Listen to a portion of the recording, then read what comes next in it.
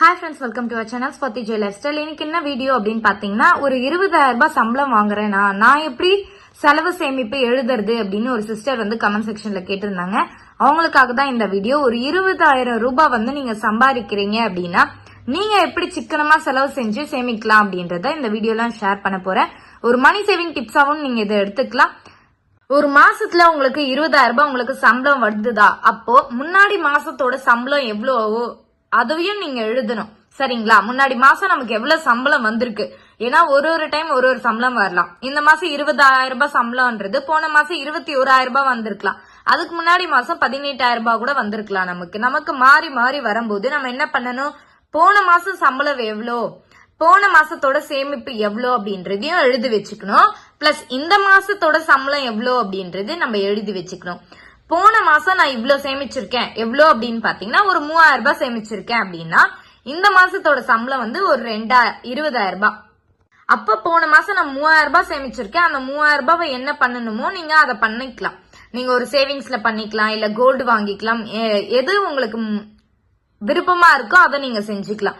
இந்த மாசத்தோட சம்பளம் பாத்தீங்கன்னா 20,000 ரூபாய். சரிங்களா? இந்த 20,000 ரூபாய்ல நம்ம என்ன பண்ணணும், சேவிங்ஸ ஃபர்ஸ்ட் பண்ணணும். எப்பவுமே சேவிங்ஸ் தான் ஃபர்ஸ்ட், நெக்ஸ்ட் தான் நம்மளோட செலவு அப்படின்னு நான் எல்லா விஷயத்திலயும் சொல்லியிருக்கேன். இப்போ நான் 20,000 ரூபாய் எடுத்திருக்கேன். 20,000 ரூபாய்ல ஒரு 4,000 ரூபாய் என்னோட சேவிங்ஸா போயிடுச்சு. என்னோட சம்பளம் எவ்வளவு வந்திருக்கு அப்படின்னு பாத்தீங்கன்னா 16,000 ரூபாய் தான் என்னோட சம்பளமே எனக்கு வந்திருக்கு.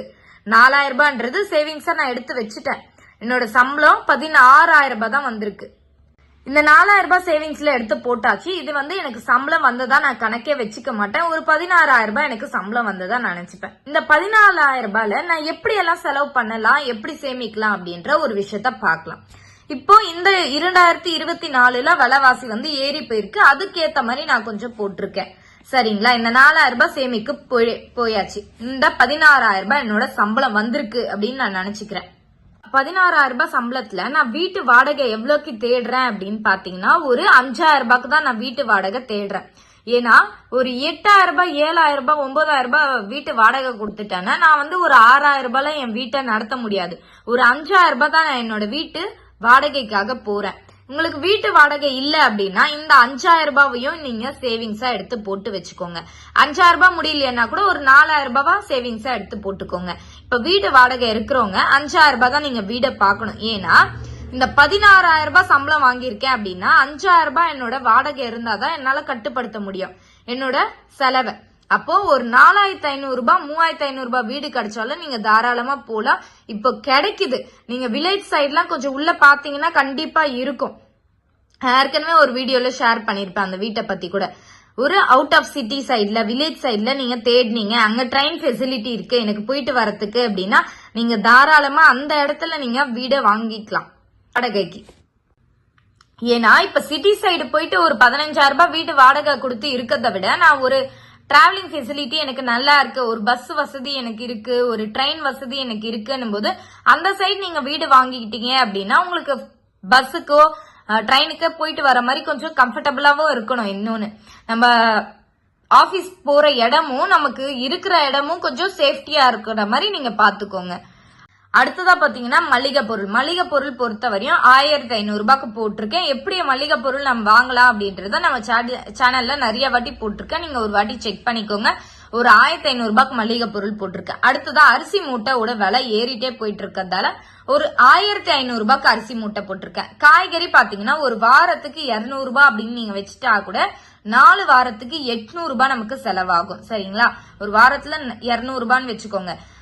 ஒரு சில டைம்ல காய்கறி விட கீரை விலை வந்து ரொம்ப கம்மியா இருக்கும். அந்த டைம்ல நீங்க கீரை வாங்கிக்கலாம். ஒரு கட்டு வந்து 15 ரூபாய் அந்த மாதிரி தான் விற்கும். அதனால கீரை எல்லாம் நிறைய வாங்கிக்கோங்க.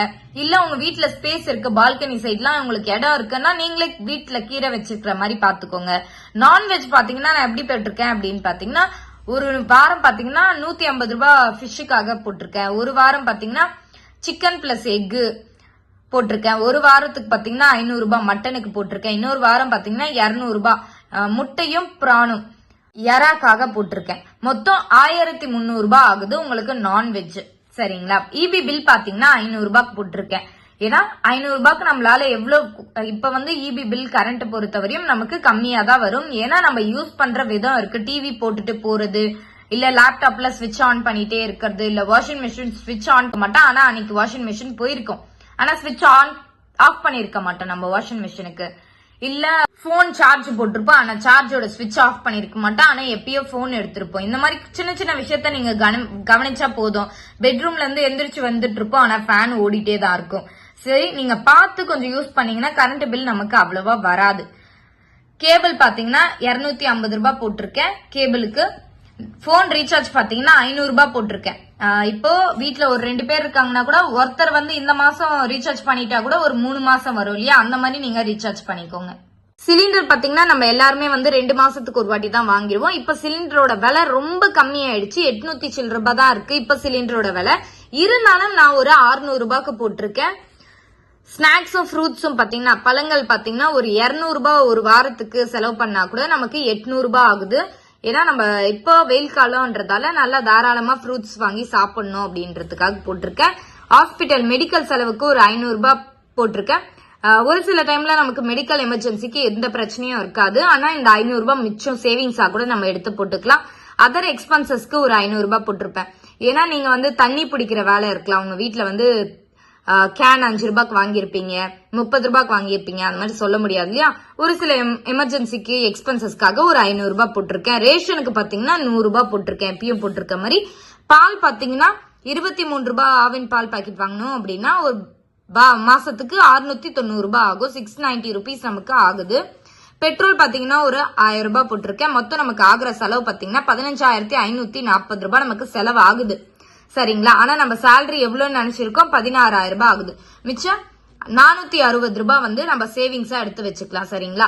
இது உண்டியல் சேவிங்ஸா இருக்கலாம், இல்ல நம்மளோட சேவிங்ஸ் அக்கௌண்ட்ல இந்த சேவிங்ஸ போட்டுக்கலாம். இப்ப பாத்தீங்கன்னா நம்மளோட சேவிங்ஸ் பாத்தீங்கன்னா சேலரி வந்தோடனே ஒரு 4,000 ரூபாய் எடுத்து வச்சிட்டோம் இல்லையா, அந்த சேவிங்ஸும் இருக்கு. இப்ப உங்க வீட்டு வாடகை இல்ல, நீங்களே சொந்த வீட்டுல தான் இருக்கீங்கன்னா அது ஒரு 5,000 ரூபாய், மொத்தம் 9,000 ரூபாய் உங்களோட சேவிங்ஸ் அப்படியே இருக்கும்.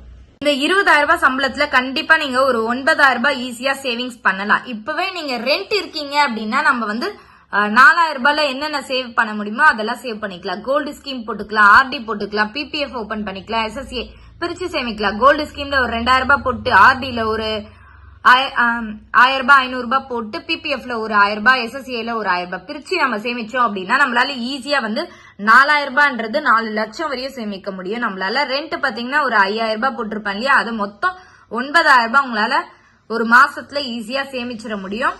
நீங்க ட்ரை பண்ணி பாருங்க, கண்டிப்பா முடியும். ரெண்ட் இருக்கிறவங்க கண்டிப்பா நம்மளால 4,000 ரூபாய்ன்றது ஈஸியா சேமிக்க முடியும். பிளஸ் நம்மளோட வீட்டு செலவு சேமிப்புல இருந்து கண்டிப்பா வந்து 1000 ரூபாய் சேமிக்க முடியும். ஆனா நான் வந்து ஒரு 460 ரூபாய் தான் சேமிப்பா எடுத்து வச்சிருக்கேன். ஃபர்ஸ்ட் நம்ம ஒரு விஷயத்த பண்ணணும் அப்படின்னா நம்மளோட டெய்லி சேவிங்ஸ் என்ன அப்படின்றத பாக்கணும், டெய்லி எக்ஸ்பென்சஸ் என்ன அப்படின்றத பாக்கணும். நம்ம எவ்வளவு வந்து ஒரு நாளைக்கு செலவு பண்றோம் அப்படின்றத நம்ம தெரிஞ்சு வச்சுக்கலாம். இப்ப நீங்க பால் வாங்குறீங்கன்னா தினமும் ஒரு சில பேர் பால் வாங்கலாம், ஒரு 1/2 லிட்டர் பால். அத வந்து நீங்க டெய்லி வந்து கணக்கு போட்டு வச்சிருக்கணும். இது வந்து பிப்ரவரி மாசத்தோட பால் கணக்கு 2023ல, சரிங்களா. இங்க பாத்தீங்க இந்த மாதிரி டெய்லி நீங்க வந்து என்னென்ன செலவாகுது பாலுக்கு அப்படின்னு டேட் போட்டு நீங்க இந்த மாதிரி 1/2 லிட்டர் பாலா இவ்வளவு ஆகுது அப்படின்னு எழுதி வச்சுக்கலாம். இங்க வந்து பாத்தீங்கன்னா பாலோட கணக்கு இந்தந்த நாள் மட்டும் நான் வாங்கியிருக்கேன், 1ஆம் தேதி 3ஆம் தேதி 4ஆம் தேதி அப்படின்ட்டு. எனக்கு எவ்வளவு ஆச்சு அப்பன்னு பாத்தீங்கன்னா 320 ரூபாய் ஆச்சு. இப்போ வந்து என் பையனுக்காக ஆவின்ல வந்து பால் பாக்கெட் வாங்குவோம் இல்லையா, அந்த பால் கணக்கும் நான் இந்த மாதிரி எழுதி வச்சுப்பேன். 22 ரூபாய் அப்படின்ட்டு எந்தெந்த நாள் வாங்குறேன், எவ்வளவு ஆகுது அப்படின்றத நம்ம எழுதி வச்சுக்கிட்டோம் அப்படின்னா இந்த மாதிரி நமக்கு பால் கணக்கு ஈஸியா புரிய வரும். ஸ்நாக்ஸா இருந்தாலும் சரி, மளிகை பொருளா இருந்தாலும் சரி, இப்ப ஒரு விஷயத்த மறந்துட்டு இருப்பீங்க, சரி ஏலக்காய் வாங்க மறந்துட்டு இருப்பீங்க அப்படின்னா ஒரு நாள் போயிட்டு நீங்க ஏலக்காய் வாங்கிருப்பீங்க, அந்த நாள் தேதி போட்டு கரெக்டா அந்த தேதிக்கே எழுதிடுங்க. பெட்ரோல் பாத்தீங்கன்னா எப்படி போடுவோம் தெரியாது நமக்கு, வாரம் போடுவோமா மாசம் போடுவோமா இல்ல டெய்லி போடுவேனா பெட்ரோல் அப்படின்றது தெரியாது. அப்போ நீங்க டெய்லி வந்து என்னென்ன செலவாகுதோ அப்படின்றது எழுதி வச்சுக்கணும். நீங்க வீக்லி நம்ம காய் கண்ணி எவ்வளவு செலவு பண்றோம், இல்ல டெய்லியுமே காய்க்கு செலவு பண்றோமா, இல்ல நான்வெஜ் எவ்வளவு செலவு பண்றோம், ஃப்ரூட்ஸ் எவ்வளவு செலவாகுது நமக்காக இந்த மாசம் அப்படின்றது ஒரு டைமா நீங்க போட்டுட்டே வந்தீங்கன்னா உங்களுக்கே வரவு செலவு கணக்குல வாரம் எனக்கு இவ்வளவு ஆச்சு அப்படின்றது தெரிய வரும். டெய்லியும் எழுதணும், வாரமும் எழுதணும். ஏன்னா டெய்லி எழுதுனீங்கன்னா உங்களுக்கு வந்து மாசம் முழுக்க ஃபுல்லா பாத்தீங்கன்னா ஒரு டோட்டல் வந்து கரெக்டா இதுதான் செலவு பண்ணிருக்கேன்னு தெரியும். ஆனா வாரத்துக்கு நீங்க எழுதுனீங்கன்னா நான் வந்து இதெல்லாம் எக்ஸ்ட்ரா செலவு பண்ணிருக்கேன், இந்த வாரம் இந்த நாள் வந்து தேவையில்லாம நான் செலவு பண்ணிருக்கேன் இந்த விஷயத்துக்காக, அடுத்த வாரம் இந்த செலவை நான் பண்ணக்கூடாது அப்படின்றது உங்களுக்கு மைண்ட்ஸ்ல வந்துடும். இப்ப டெய்லி கணக்குன்னு நீங்க எழுதிட்டே வந்தீங்கன்னா சரியா உங்களுக்கு தெரியாது, ஆனா வார கணக்குல நல்லா தெரியும் நீங்க என்ன தப்பு பண்ணிருக்கீங்க அப்படின்றது. இதுக்கப்புறம் பாத்தீங்கன்னா மந்த்லி நமக்கு வந்து மாசம் ஒரு செலவு இருக்கும் இல்லையா, ரெண்ட் கட்டுறது, அரிசி மூட்டை வாங்குறது, இபி பில் கட்டுறது, இந்த மாதிரி 2 மாசத்துக்கு ஒரு வாட்டி வரும் இபி பில். இந்த மாதிரி விஷயத்தெல்லாம் நமக்கு தெரிய வரும்போது நம்ம என்ன பண்ணிக்கலாம், அதுக்கேத்த மாதிரி ஒரு பர்ஸ்ல ஒரு அமௌண்ட்டை எடுத்து வச்சுக்கலாம். நம்ம ஒரு சில பேருக்கு வந்து பசங்களோட ஸ்கூல் ஃபீஸ் கட்டுற வேலை இருக்கும். இந்த 20,000 ரூபாயில நீங்க என்ன பண்ணலாம் அப்படின்னா, இந்த சேவிங்ஸை வந்து நீங்க பசங்களோட ஸ்கூல் ஃபீஸ்க்காகவும் நீங்க யூஸ் பண்ணிக்கலாம். ஒரு 20,000 ரூபாய் நீங்க சம்பளம் வாங்குறீங்க அப்படின்னா 4,000 ரூபாய் வந்து எடுத்துட்டு போயிட்டு ஆர்டில பசங்களுக்காக ஸ்கூல் ஃபீஸ்க்காக கட்டிட்டே வந்துட்டீங்க அப்படின்னா அடுத்த வருஷம் உங்களுக்கு பிரச்சனை இல்லாம இருக்கும். இதுல சேவ் பண்ண முடியல அப்படின்னு நீங்க நினைச்சீங்கனாலும் உங்களோட வாடகை காசு இல்ல அப்படின்னா இதுல சேவ் பண்ணிக்கலாம். இல்ல எனக்கு வாடகையும் இருக்கு ஸ்கூல் ஃபீஸும் இருக்கு அப்படின்னு நீங்க நினைச்சீங்கன்னா நம்ம இல்லத்தரசிகளால கண்டிப்பா முடியாதது என்ன இருக்கு. நீங்க வந்து இந்த சேமிப்பு எல்லாம் இருக்கு இல்லையா, மளிகை சாமான் வாங்குறது, அரிசி மூட்டை வாங்குறதெல்லாம் இருக்கு, இதுல வந்து ஒரு 10, 100, 20 அப்படின்ட்டு மிச்சம் பண்ணிட்டே வந்தீங்கன்னா கண்டிப்பா ஒரு மாசத்துல நம்மளால 2,000 ரூபாய் கண்டிப்பா மிச்சம் பண்ண முடியும். அந்த வீடியோவும் நான் ஷேர் பண்ணிப்பேன். ஒரு மாசத்துக்கு 2,000 ரூபாய் அப்படின்னா 6 மாசத்துல 10,000 ரூபாய் ஆகும். நமக்கு ஒரு வருஷத்துல அது 20,000 ரூபாவா மாறும் அப்படின்னு சொல்லியிருக்கேன் இல்லையா, அதையும் நீங்க ஒரு வாட்டி செக் பண்ணிக்கோங்க. கண்டிப்பா நம்மளால மாசம் 2,000 ரூபாய் மிச்சம் பண்ண முடியும். எனக்கு தெரிஞ்சு சாப்பாடு விஷயத்துல நம்ம எப்பவுமே காம்ப்ரமைஸ் பண்ண மாட்டோம்னு நினைக்கிறேன். அதனால நான் கொஞ்சம் தாராளமா தான் உங்களுக்கு போட்டிருக்கேன். இந்த மாதிரி நீங்க ட்ரை பண்ணி பாருங்க. கண்டிப்பா உங்களால நிறைய அமௌண்ட்டும் சேமிக்க முடியும். நம்மளும் வந்து ஹெல்த்தியாவும் எந்த ஒரு காம்ப்ரமைஸும் இல்லாம சந்தோஷமா வாழ்ந்துட்டு இருக்கோம் அப்படின்னு ஒரு சாட்டிஸ்ஃபையும் கிடைக்கும் நமக்கு. இந்த மணி சேவிங் டிப்ஸ் வந்து உங்களுக்கு ஹெல்ப்ஃபுல்லா இருக்கும்னு நினைக்கிறேன். இந்த வீடியோ உங்களுக்கு பிடிச்சிருந்தா ஒரு லைக் பண்ணிக்கோங்க. தேங்க்ஸ் ஃபார் வாட்சிங்.